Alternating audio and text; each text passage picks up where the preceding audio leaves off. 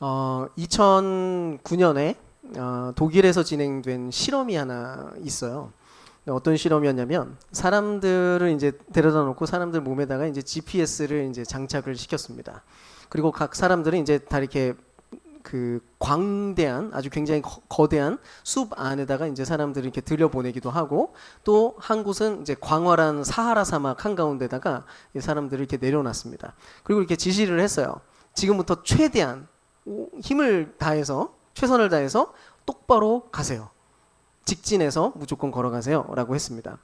그랬더니 이제 재밌는 결과가 나왔는데요. 일단 해가 이렇게 떠 있고 해가 잘 보이는 상황에는 꽤 오랜 시간 동안 상당히 직진을 했답니다. 그러니까 해가 떠 있는 상태에서는 이제 직진을 진짜로 좀 한 거예요. 근데 희한하게도 그러니까 해가 떠 있는데 구름이 이 태양 빛을 딱 가리잖아요. 해를 이렇게 가리기만 해도 사람들이 서서히 원을 그리면서 이동을 하기 시작했는데요. 특히 이제 어두운 숲 한가운데 넣은 사람은 이제 햇빛도 잘 보이지 않으니까 아예 처음부터 계속 이제 원을 그리면서 가기도 했고요. 또 밤중에는 반드시 원을 그리면서 사람들이 이동을 하는 것을 관찰하게 된 겁니다. 그래서 이제는 한 번 더 실험을 했는데 아예 눈을 다 가렸어요. 아예 눈을 감게 하고 직진을 하라고 이제 시켰습니다. 눈을 완전히 감은 채로 직진하세요 했더니 상황은 이제 훨씬 심각해졌어요. 사람들은 거의 지름이 20m 정도밖에 안 되는 크기의 원을 그리면서 돌기 시작합니다. 그러니까 굉장히 빠르게 원을 그리면서 이제 돌게 된 거죠. 자기는 근데 생각을 했어요. 모두가 다 나는 지금 최선을 다해서 직진을 가고 있어. 똑바로 가고 있어. 라고 생각을 하면서 갔는데도 그렇게 원을 그렸다는 겁니다. 대체 왜 이런 현상이 나타났을까요? 일단 확실하게 밝혀진 사실은 인간의 몸에 바로 앞을 감지하는 기관 같은 거는 없었다는 것입니다. 그래서 사람은 언제나 그 어떤 길을 가고 방향을 결정할 때 자기 내부에서부터 그 모든 것을 판단할 만한 감각과 기능이 존재하지 않고 항상 외부, 바깥에 있는 어떤 기준점을 확인하게 될 때에만 곧게 걸을 수 있었다는 것입니다. 저는 이 실험이 마치 우리의 인생을 보여주는 어떤 이야기라는 생각이 들었어요. 우리가 살아간다는 것도 사실 일종의 걷는 일과도 같습니다. 이렇게 계속 발걸음을 이렇게 내디디면서 우리가 인생을 사는 거죠.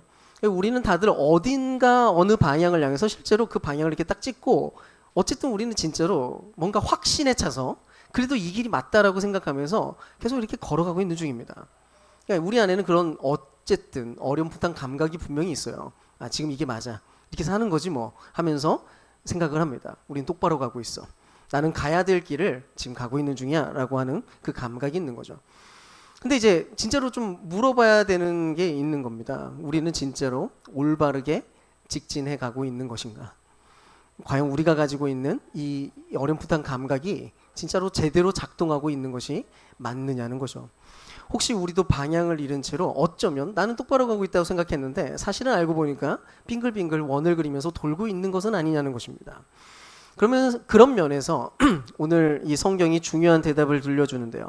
함께 이 이야기를 좀 들여다보면서 함께 진지한 고민을 해보고 진실하게 반응하는 시간이 됐으면 좋겠습니다.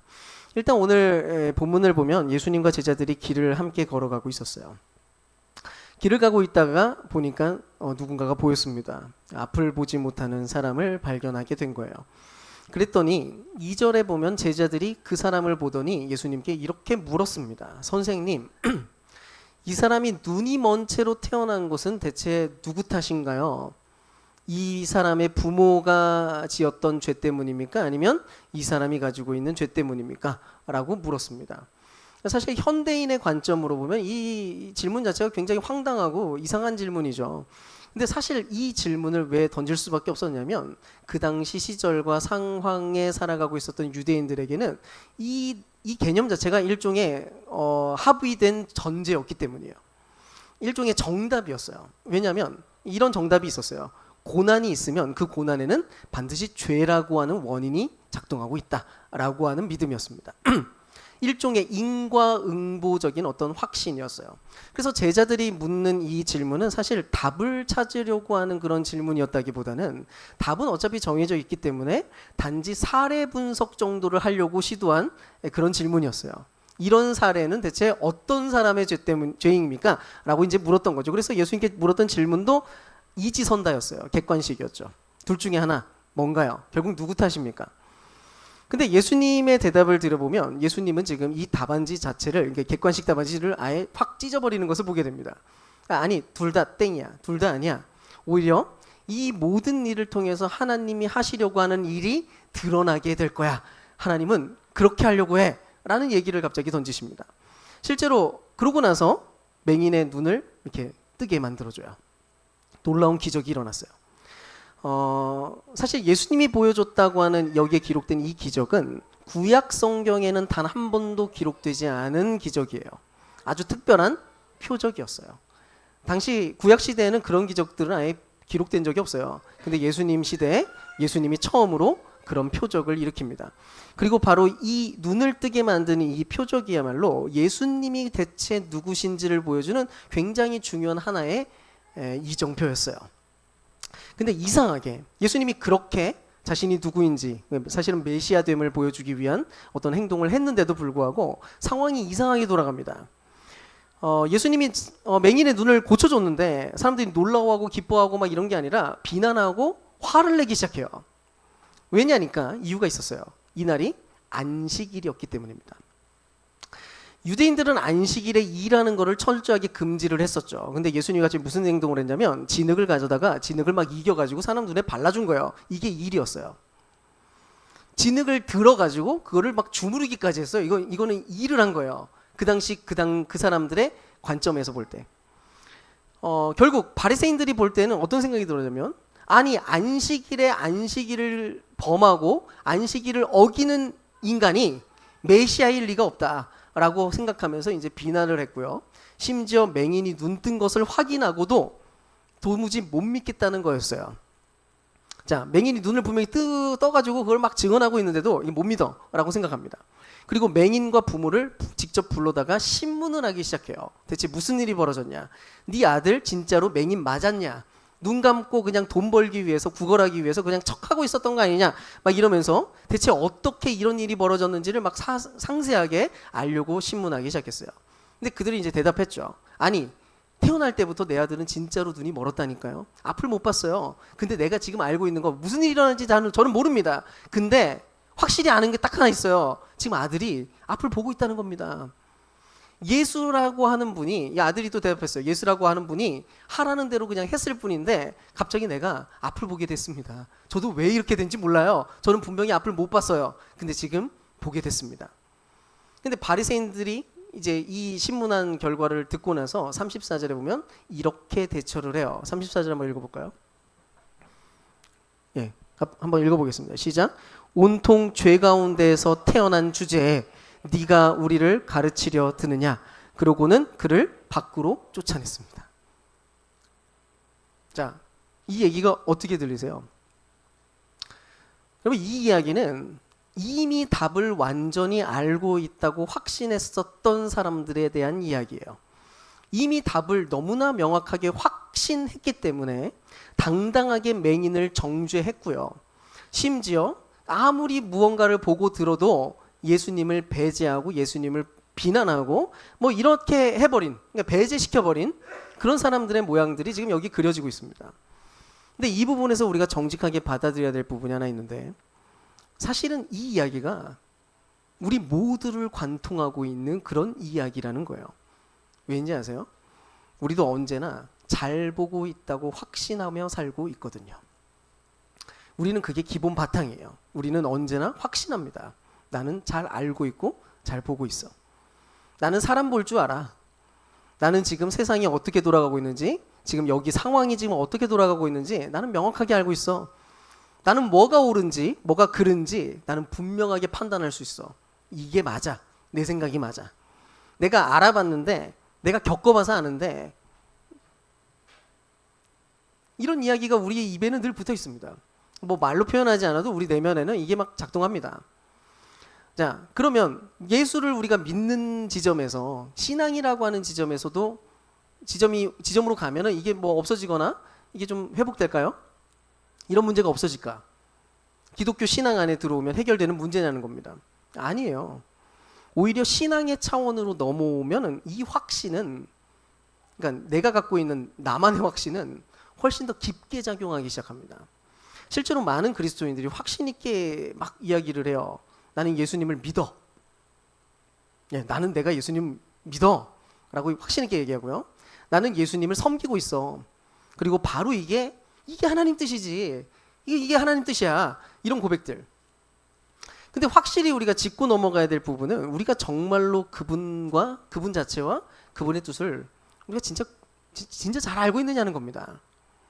우리가 믿는다라고 이야기하고 있는 그 예수가 정말 성경에서 이야기하는 부활하셔서 지금도 살아 역사하시고 일하시고 계시는 바로 그분이 맞느냐는 거예요. 기억해야 될 게 있는데, 어떤 한 기억에 대해서 우리가 단호하게 그 존재를 안다라고 말해버리는 것은 꽤나 주제넘은 일 같습니다. 그러니까 누군가를 내가 알아, 다 알아, 뭐 이런 거. 우리가 자녀나 혹은 배우자에 대해서도 쉽게 우리는 다 안다라고 보통 얘기를 하긴 하지만, 알고 보면 엄청나게 모르는 부분이 많거든요. 깊은 부분들에 대해서 많이 놓칩니다. 근데 무한하신 하나님, 그러니까 우리끼리는 뭐 유한한 존재로 뭐 어느 정도 지내다 보면 좀 아는 것 같은 그런 느낌이 그래도 나름의 확신이라고 생각할 수 있겠지만, 무한하신 하나님에 대해서 어떻게 우리가 규정되어 있는 그분은 이런 분이야라고 하는 어떤 정답을 어떻게 갖고 있을 수 있겠느냐는 거예요. 근데 여러분, 그럼에도 불구하고 기독교 신앙은 자꾸 상자를 만들려고 하는 시도들로 늘 가득했습니다. 그러니까 하나님은 이런 분이야라고 하는 어떤 정답지를 계속 찾고 싶었어요. 왜? 하나님 좋아하니까요. 하나님을 그래도 믿고 싶고 하나님을 알고 싶으니까 자꾸 정답지를 이렇게 만듭니다. 근데 그게 약간 상자같이 돼 버렸어요. 원래 그리고 또 이게 있어요. 인간의 본성 안에는 통제되지 않고 뭔가 규정되지 않은 어떤 자유로운 존재들에 대해서 약간 불편하게 느껴져요. 좀 어느 정도 감지가 되고 이거야라고 하는 어떤 딱 한마디로 규정할 수 있는 상태가 됐을 때 되게 편안함을 느낍니다. 그래서 자꾸 사람들이 이렇게 뭔가 구분하고 싶어하는 게 인간의 본성이에요. 편의상 그래서 하나님에 대해서도 인간의 언어 수준으로 충분하게 파악된 것들을 정리를 막 하기 시작한 겁니다. 물론 그래서 정리된 것들이 이런 교리들 뭐 이런 것들이에요. 그리고 그런 교리들이나 신학적 개념들은 우리에게 하나님을 상당히 잘 알려줍니다. 좋은 도구들이에요. 나쁜 게 아니고요. 여전히 유익한 면들은 많이 있습니다. 나름대로 탁월한 기독교가 만들어낸 기독교 안에 있는 굉장히 좋은 유산들이에요. 근데 문제가 있어요. 그 문제는 이 상자가 마치 하나님의 전부인 것처럼 착각되기 시작할 때 문제가 생깁니다. 마치 이 상자가 완벽한 기준이고 완벽한 틀이라고 생각하는 순간 문제가 생겨요. 그게 전부라고 생각을 해요. 하나님은 딱 여기에 다 무조건 들어가게 돼 있다고 생각을 하는 거예요. 게다가 그런 착각이 심화되잖아요. 신앙생활이 어떻게 나타나냐면 자꾸 어떤 규칙을 지키는 방향으로 전환되기 시작해요. 왜냐하면 상자는 명확하게 틀이 갖춰져 있기 때문에 거기에 넣으면 알고리즘처럼 뭔가 탁탁 튀어나옵니다. 함수처럼. 자꾸 그렇게 신앙생활이 그러니까 모양이 그쪽으로 가요. 규칙이 돼요. 딱 정해진 규칙만 지키면 안전할 수 있다고 생각이 들어요. 이게 신앙생활이지, 이게 하나님 뜻대로 사는 거지 라고 하는 규정들이 만들어집니다. 그래서 상상이 안 돼요. 이런 하나님은 어떤 하나님? 내 상식을 깨는 하나님은 잘 안 보입니다. 내 예상을 벗어나거나 내가 붙드는 자리를 막 흔들고 계시는 하나님, 이런 거는 잘 안 돼요. 왜냐하면 그런 하나님 불편하거든요. 그래서 우리는 자꾸 어떤 생각을 하게 되냐면 내가 안심할 수 있는 크기의 하나님을 자꾸 만들고 싶어 합니다. 그리고 우리 모두가 다 여기에 상자를 만들어서 하나님을 거기다 꾸겨 넣고 있어요. 그리고 확신합니다. 나는 알아. 하나님이 이런 분이지. 내가 말하고 여러분이 각각 이야기하시는 그 하나님에 대한 이야기를 들어보면 그 하나님은 아마 사실 굉장히 좁은 어떤 틀 안에 갇혀져 있는 어떤 존재일 가능성이 사실 높아요. 그리고 얘기합니다. 나는 하나님을 압니다. 그리고 나는 믿습니다. 뭘 믿냐면 요거 믿는 거죠. 자, 이 부분에 대해서 어떤 한 성서학자가 이런 얘기를 했어요. 올바른 생각을 꽉 쥔 주먹을 붙들고 절대로 놓지 않는 것은 결코 강한 믿음이라 부를 수 없다. 그 순간 우리가 진짜 신뢰하는 건 하나님이 아니라 그저 내 생각일 뿐이다 라고 했어요. 이게 무슨 말이에요? 고백은 분명히 나는 하나님을 믿는다라고 얘기하는데 실제로는 이거예요. 하나님에 대한 내 생각이 맞다는 걸 믿습니다. 하나님에 대한 내 생각이 옳다는 것을 나는 믿습니다. 그런 말일 수 있다는 거죠. 굉장히 위험할 수 있습니다. 바리새인들이 딱 그랬어요. 이 이야기가 바리새인들과 정확히 들어맞습니다. 이들은 스스로 하나님을 굉장히 잘 알고 있다고 확신했어요. 가장 잘 그분의 뜻에 따라 살아가고 있는 존재라고 스스로 굳게 믿었어요. 그래서 거침없이 정죄했던 거예요. 왜냐하면 나는 하나님의 백성이고 나는 하나님이 사랑하는 존재야 라고, 사랑받을 만한 인생을 살고 있어 라고 그렇게 확신했으니까요. 그러니까 죄인들을 보면 더 화가 났던 거예요. 어떻게 저 따위로 살지? 아니 하나님이 이런 분인데 이놈들이 어떻게 이 따위로 살아? 라고 하면서 막 정죄하고 막 갈라치게 했던 거예요. 어떻게 하면 하나님이 영광 받을 수 있을까? 고민하면서 여러 가지 틀들을 막 만들었습니다. 어쨌든 바리새인 안에는 하나님이라고 하는 존재가 자신이 생각하는 어떤 상자 틀 안에 하나님이 확실하게 이렇게 고정되어 있고 그리고 그것들을 꽉 붙잡고 있었어요. 근데 무슨 일이 벌어졌어요? 막상 하나님이 인간이 되어 눈앞에 나타났어요. 그분을 못 알아봅니다. 상상도 해본 적이 없거든요. 하나님이 이럴 거라고는. 바리새인들은 예수님을 볼 때마다 분노에 차오릅니다. 이따위 인간이 메시아라고? 네가 하나님이라고? 하면서 막 화를 막 냅니다. 죽이고 싶어 합니다. 왜요? 그들이 아는 하나님은 안식일에 진흙을 뭉개가지고 사람의 눈에 바르는 그런 하나님이 아니거든요. 그럴 리가 없어요. 뭐야? 저런 게 하나님일 리가 없잖아. 결국 예수가 자신이 정해두었던 어떤 정답지 그 상자 안에 안 들어가니까 예수를 죽이고자 합니다. 갖다 버리는 거예요. 굉장히 위험 요소로 생각이 드는 거죠.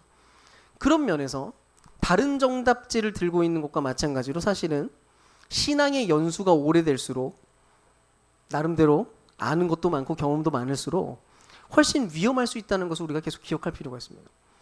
사실은 이 목사라고 하는 자리가 이 목사가 제일 위험한 자리에 있어요. 바리새인처럼. 저야말로 가장 내가 잘한다라고 확신하는 그런 인간들이거든요. 자, 그렇다면 이제 진짜 질문을 우리가 좀 던질 필요가 있습니다.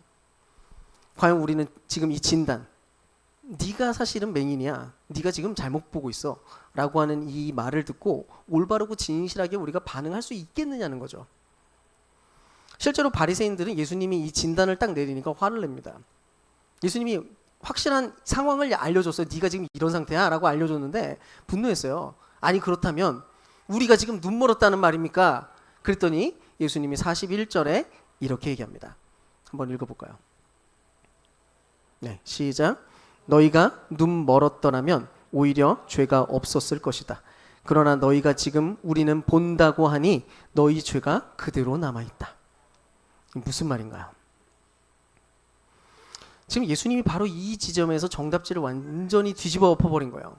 다들 눈먼 사람 맹인이 죄가 있다고 생각하고 있는데 그게 죄라고 생각했어요. 그것 때문에 그게 죄의 증거다. 근데 그게 문제가 된 게 아니라 오히려 진짜 죄는 뭐냐면 나는 본다라고 착각하고 있는 바로 그 자리에 죄가 움직이고 있다는 얘기였어요.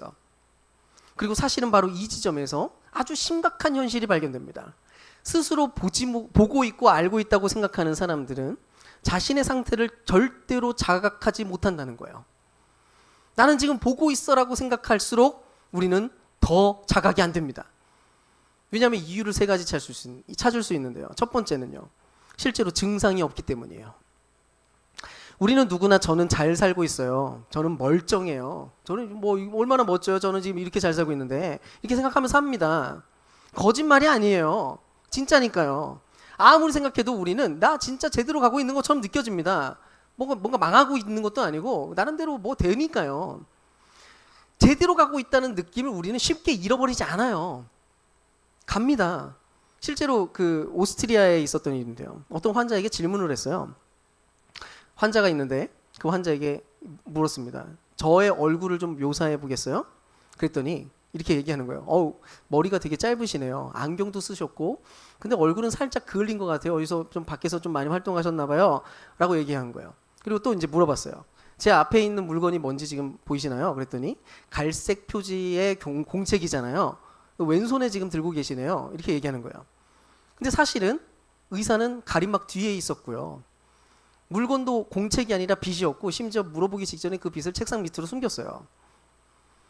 근데 이 사람이 그렇게 대답한 거예요. 자, 이 사람은 어떤 사람이었냐면 한 달 전쯤에 뇌졸중이 오면서 순식간에 시력을 완전히 잃게 되었습니다.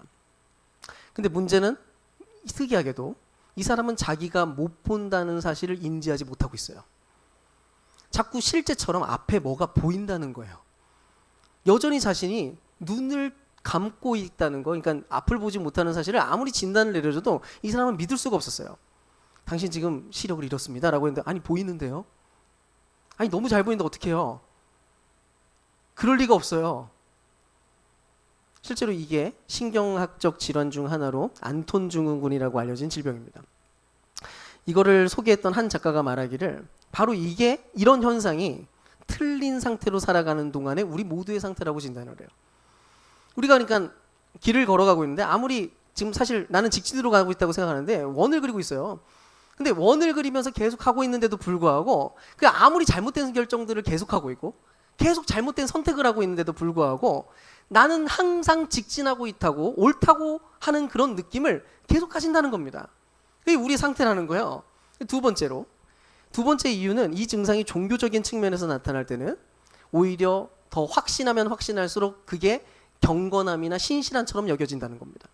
사실은 일종의 맹목인데도 불구하고 내가 보고 있다고 확신하고 있는 그 몇 가지들을 훨씬 강하게 붙잡으면 붙잡을수록 그게 더 신실한 삶인 것처럼 생각이 든다는 거예요. 그러니까 내가 여기에 더 몰입할수록 나는 신실한 거야 라고 생각합니다. 그래서 잘못됐다고 절대로 생각할 수가 없어요. 많은 사람들이 경건의 언어라고 생각하면서 이런 말들을 해요. 그 집이 그렇게 된 건 다 이유가 있어. 믿음이 부족해서 그래. 믿음이 부족하니까 그렇지. 믿음이 있으면 이렇게 되는 거야, 저렇게 되는 거야. 오, 기도가 엄청 세시네.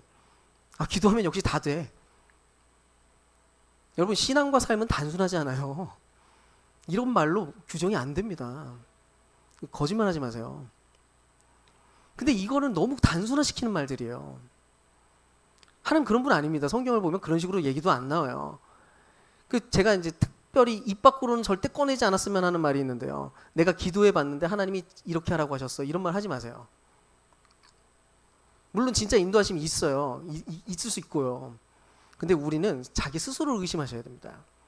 왜요? 정작 우리가 연약하기 때문에 우리가 잘못 이해할 가능성은 굉장히 높거든요. 그리고 내가 그 말을 내뱉잖아요. 그럼 상대방을 굉장히 부담 주는 거예요. 무슨 부담이야? 하나님 뜻인데 뭐 어떡하겠어요? 할 말도 없어요. 그럼 토론과 대화나 뭐 이런 게 아예 안 됩니다. 그거 거의 뭐 진리처럼 못 박은 거니까요. 사실은 순전히 내 생각이고 내 뜻일지도 모르는데 거기에다 단호하게 하나님의 뜻이라는 단어를 붙여가지고 라벨링을 해버리면 곤란하다는 거예요. 그래서 일어났던 일이 십자군 전쟁 그런 폭력들이고요. 지금도 일부 기독교 안에서 나타나고 있는 혐오와 배제의 언어들이에요. 아주 단호하게 배제하고 혐오의 언어를 씁니다. 어떻게 이렇게 쉽게, 참 놀라운. 근데 여러분, 문제는 그런 방식으로 꽉 붙잡는 것이 곧 경건이자 신실함이라고 확신하기 때문에 더 열광적으로 발견돼요. 이거를 더 내뱉을수록 오히려 내가 하나님 앞에 더 신실하게 반응한 거라고 생각을 하며 살아갑니다. 근데 여러분, 이런 상황에서는 서로의 대화가 일단 불가능해요. 서로의 의견을 나누는 거는 너무너무 어려운 일이 되어버립니다.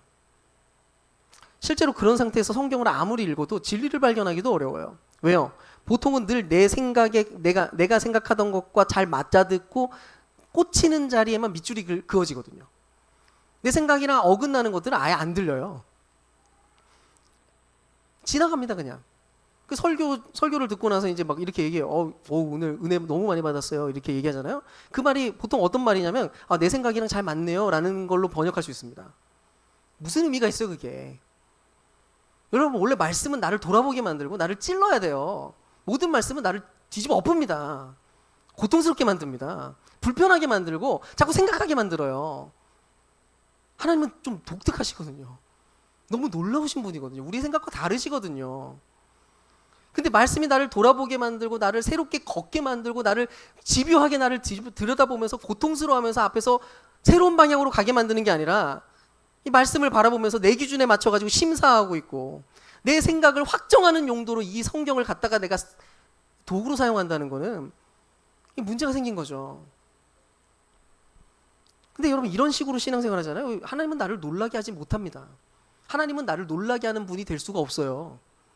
어차피 그분의 뜻과 응답과 모든 경향들은 어차피 내가 기준으로 삼은 그 틀 안에 예상 가능하게 세팅된 존재니까. 그러니까 신앙생활이 재미가 없어요.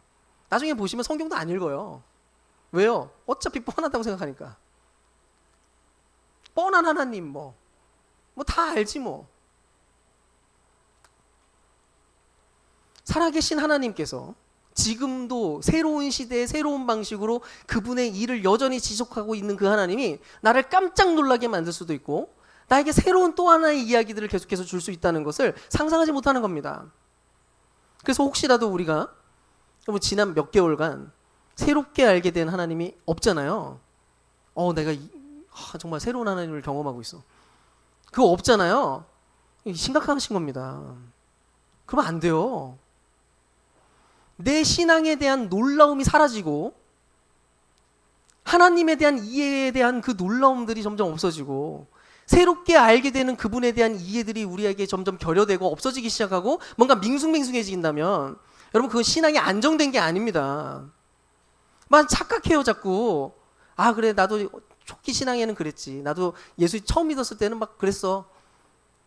자기는 다 하시는 것처럼. 하지 마세요 그런 거. 없어요 그런 거는. 내 신앙이 안정된 거 아닙니다 그거. 내가 살아계신 분이 아닌 좁은 상자에 갇힌 하나님 가짜를 그냥 꽉 붙잡고 있다는 얘기인지도 몰라요. 바리새인처럼. 자, 세 번째 이유가 있어요. 이 병은 강력한 방어막을 갖고 있어요. 실제로 우리는 옳다는 느낌을 가진 채로 살다가 실제로 어느 순간 흔들리는 타이밍이 옵니다. 왜냐면 하나님 살아계시니까. 하나님이 살아계셔서 우리가 흔들려요. 그게 무슨 생각이 들면 뭐가 잘못된 것 같은데? 나 지금 뭔가 실수하고 있는데? 나 지금 나 그동안 지금 어떻게 산 거야? 나 지금 잘못 믿은 거야? 막 이런 생각이 막 들기도 해요. 경로를 이탈하고 있다는 느낌, 내가 원을 그리고 있다는 것 같은 느낌, 그런 느낌이 우리에게 올 때가 있습니다. 근데 과연 그런 느낌이 올 때 진짜로 올바르게 갈 수 있을까? 안타깝게도 인간은 그게 어렵답니다. 방어막이 바로 작동하거든요.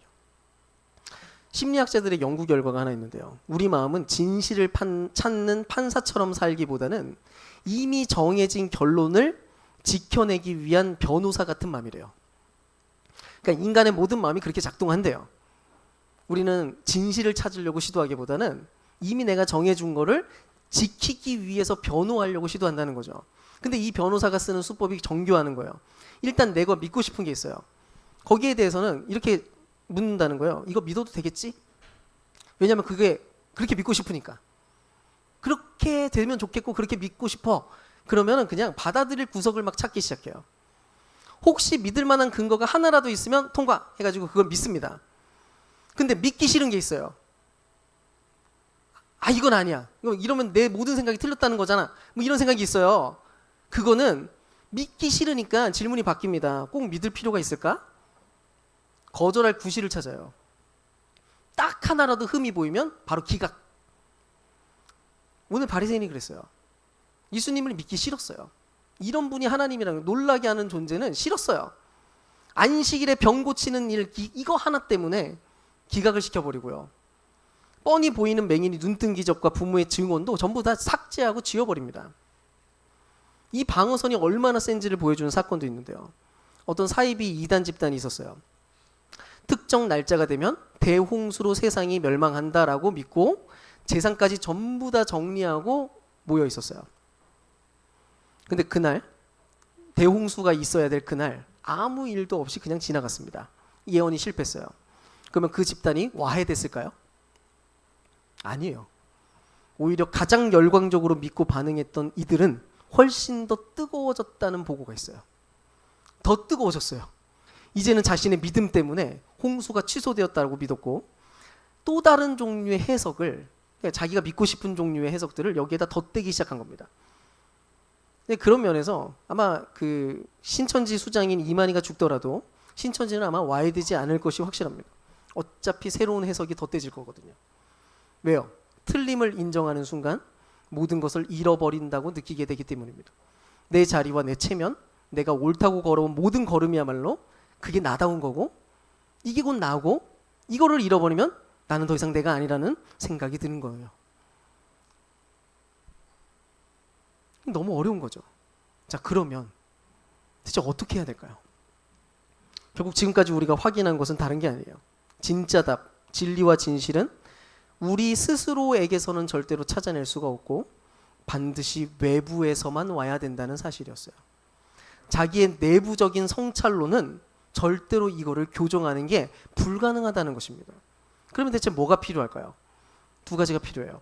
하나는 자신이 원을 그리며 가고 있는 건지 아니면 직진하고 있는지를 보여줄 빛이 필요하고요. 또 하나는 혹시 내가 틀리다는 것을 발견하더라도 여전히 내가 괜찮고 안전하다는 거 느낄 수 있는 바로 그 안전함입니다. 그리고 오늘 본문이 확실하게 그것을 선언하고 있어요. 우리에게 반드시 필요한 그 빛과 안전 모두가 한 인격 안에서 지금 발견되고 있다는 것입니다. 먼저 5절을 보면 이렇게 얘기해요. 내가 세상에 있는 동안 나는 세상의 빛이다. 그리고 그 말을 하자마자 바로 진흙을 이겨가지고 흙을 이렇게 해가지고 눈에다가 이렇게 바르십니다. 그리고 실로암 목가에 가서 눈을 씻으라고 했어요. 그랬더니 맹인이 그대로 했고 마침내 이 맹인은 눈을 뜨게 됩니다. 사실 맹인으로 살고 있었던 이 사람 역시도 그 시대의 모든 사람들과 사실은 비슷한 맥락의 정답지를 들고 살았어요. 그래서 아마 속으로는 자책하며 살았겠죠. 내가 무슨 죄가 그렇게 있었을까? 혹시 우리 부모님이 그렇게 죄를 많이 지었을까? 대체 나는 왜 이렇게 저주를 받은 채로 인생을 살게 된 걸까? 라고 아마 생각했을 겁니다. 왜요? 그게 정답지였으니까요. 근데 그랬던 그가 다짜고짜 구원을 받게 됩니다. 그러니까 생각을 해보세요. 스스로는 안에서는 도무지 깨어낼 수 없는 어떤 착각이 어디에서 박살났느냐는 거예요. 특별한 통찰력이나 대단한 지식이나 결단이 결정적인 이유가 됐냐는 것입니다. 그거 아닙니다. 그게 아니라 오직 참된 빛이 직접 오셔서 그 빛이 직접 그의 눈을 만져주실 때야 그의 눈이 열리고 깨어졌다는 것입니다. 그가 계속해서 맹인으로 살고 있었던 그 존재가 그분이 와서 눈을 만져주니까 열리게 되는 거예요. 근데 예수님은 단순히 그냥 빛만이 아니라 동시에 안전이십니다. 오늘 이야기 뒷부분을 보면요. 눈을 뜬 이 사람이 결국 유대 사회에서 쫓겨나는 비극을 겪게 돼요.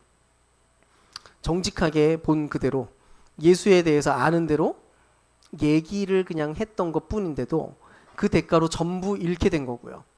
니는 틀렸어 라고 하는 그런 판단을 듣게 된 거죠. 왜요? 그가 규정된 정답과 다른 얘기를 갑자기 하기 시작하니까. 얼마나 고통스럽고 불안했을까요? 내가 새롭게 보게 된 거, 새롭게 알게 된 거는 이런 건데 이거를 막 얘기하니까 이제 막 쫓겨나는 거예요. 근데 35절을 한번 읽어봅시다. 네. 시작. 예수께서 그들이 그 사람을 쫓아냈다는 말을 들으시고 그를 찾아내어 말씀하셨습니다. 아멘. 뭐라고 얘기해요? 예수님이 그 쫓겨난 그 사람의 이야기를 들으시고 그를 찾아오셨다는 것입니다. 비록 세상 한가운데서는 너는 틀렸다라고 이야기하면서 정죄를 받고 내쳐졌지만 예수께서는 지금 완전히 새로운 공동체 한가운데로 그를 지금 불러들이고 계신 겁니다. 틀리다는 소리를 들어도 괜찮아. 아니 오히려 그동안에 자신이 틀렸다는 것을 발견한 채로 드디어 진짜를 바라보며 사는 새로운 나라에서 살아갈 수 있다고 그렇게 예수님께서 초대를 하셨던 것이죠. 사랑하는 여러분, 예수님이 이런 분이라면 그분이 우리의 눈을 여시고 그분이 새로운 세상 한가운데 새로운 나라로 우리를 초대하는 분이시라면 마지막 질문이 남아 있습니다. 지금도 이 시간에도 세상의 빛이시며 진정한 안전이 되시는 예수 그리스도께서 우리를 초대하고 계십니다. 그렇다면 과연 우리는 지금 어떤 반응으로 지금 나아가고 있느냐는 거예요. 여전히 스스로 눈뜬 것처럼 살아갈 것인지, 그래서 화를 낼 건지, 아니면 예수님의 초대를 받아들이고 마침내 눈을 뜨며 살아가는 그런 존재가 될 것인지, 그리고 만약 우리가 그 초대 안에 살아가고 있다는 것을 확인하고 싶다면, 내가 과연 어느 자리에 지금 살고 있는지를 정말 알고 싶다면 저는 여러분에게, 우리에게 세 가지 그 초대에 반응하는 삶의 방식을 좀 제안하고 싶습니다. 첫 번째는 이겁니다. 증인으로 사는 것입니다. 우리가 답을 안다는 착각으로 살아가는 것이 아니라 증인으로 사는 겁니다. 눈뜬 사람이 신문을 당하면서 했던 말들을 한번 읽어볼게요. 25절을 보면 이렇게 얘기합니다. 그가 죄인인지 아닌지 나는 모릅니다. 다만 한 가지는 압니다. 내가 눈 멀었다가 지금은 본다는 것입니다. 뭐라고 얘기해요? 지금 맹인이 이렇게 얘기하는 거예요. 정답은 난 잘 모르겠어요. 대체 뭐가 정답인지 저는 잘 모르겠습니다. 근데 다만 한 가지 내가 분명하게 안다고 말할 수 있는 게 있습니다. 지금 나에게 무슨 일이 일어났는지, 무슨 일이 일어나고 있는지, 또 그분은 나에게 무슨 일을 하셨는지 그것만큼은 내가 압니다. 그분이 나에게 이런 말을 했다는 것을 내가 알고요. 그분의 말대로 내가 이렇게 했다는 것을 내가 스스로 알고 있고요. 그랬더니 내가 눈을 뜨게 됐다는 사실을 지금 내가 알고 있습니다. 여러분, 바로 이게 정말로 그리스도께 눈을 뜨게 된 사람들의 삶의 방식입니다. 겨우 신학적인 어떤 개념이나 논리나 그 정답들을 줄줄이 외면서 그 안에서 살아가는 존재가 아니라 이미 내가 알고 있는 그 하나님의 그 자리를 변호하기 위해서 애쓰는 어떤 삶의 자리가 아니라 단순하게 내가 진짜로 그 살아계신 주님과 겪은 거, 내가 살아낸 것, 그분이 나에게 진짜로 들려주셨던 그 모든 말씀들과 그 이야기들 안에서 내가 걸어갔던 그 모든 것들을 그냥 증언하는 그 증인석에서 내가 살아가는 것입니다. 왜요? 진짜 진리는요, 우리의 변호가 필요하지 않거든요. 굳이 우리가 막 그거 변호한다고 애를 쓸 필요가 없어요. 진리는 진리예요. 그거 놔두면 됩니다. 그냥 우리의 증언만이 필요한 거예요. 내가 확실히 아는 거. 정답은 나도 잘 몰라요. 근데 나는 이렇게 살고 있어요. 정답은 나는 잘 모르겠어요. 근데 나는 이렇게 행복해요. 정답은 잘 모르겠어요. 근데 하나님은 나한테 이렇게 일하고 계신 것 같아요. 그래, 부탁드립니다. 모일 때마다, 서로 나눌 때마다 여러분 딴 거 하지 마시고요. 정답 얘기하려고 하지 마시고요. 우리의 증언을 이야기하세요. 여러분 안에 있는 거. 우리는 그냥 하고 싶은 말을 진실하게 내뱉는 그런 사람들이 아니라 내 삶에 반영된 하나님의 빛과 내 틀림이 드러난 자리와 내가 깜짝 놀라면서 발견한 그리스도를 이야기하는 그런 사람들입니다. 우리의 진실함은 거기 안에서 발견돼요. 또 그렇기 때문에 제가 또 하나 권면하고 싶은 게 있는데, 여러분, 우리 모두가 이끄미가 되셨으면 좋겠어요. 여러분이 소망하셨으면 좋겠어요. 이끄미가 뭐냐면 신학적 개념을 알려주는 사람 아닙니다. 이끄미가 뭐 신학적 개념 알려주고 이런 거야 저런 거야 알려주는 거 아니에요. 이끄미는 딱 하나예요. 내가 알게 된 진리를 내가 먼저 살아본 경험을 이야기해 주는 거예요. 그거를 분투해 본 이야기, 내가 말씀을 붙잡고 씨름하고 있었던 이야기, 그 내가 알고 있는 이야기, 어디서 들어서 알고 뭐 이거 개념적인 거 말고요. 내가 내 몸소 살면서 개념 그 안에서 체화된 이야기, 그거 하세요. 그게 진짜예요. 평생 합시다. 우리 평생 그렇게 삽시다. 그 이야기가 많아진 사람들로. 두 번째 삶의 방식은요, 내가 옳다는 걸 증명하려고 애쓰지 말고 내가 틀렸다는 것을 거침없이 인정하고 드러내는 삶을 추구해보는 겁니다. 이게 우리거든요. 우리는 늘 틀려요. 인정하세요. 그냥 저도 인정할 거예요. 확실한 건 이룰 수 없는 걸 이미 가진 사람들만이 무너지지 않은 채로 그런 일을 할 수 있어요. 잃어버릴 수 없는 것이 내 안에 있어야만 돼요.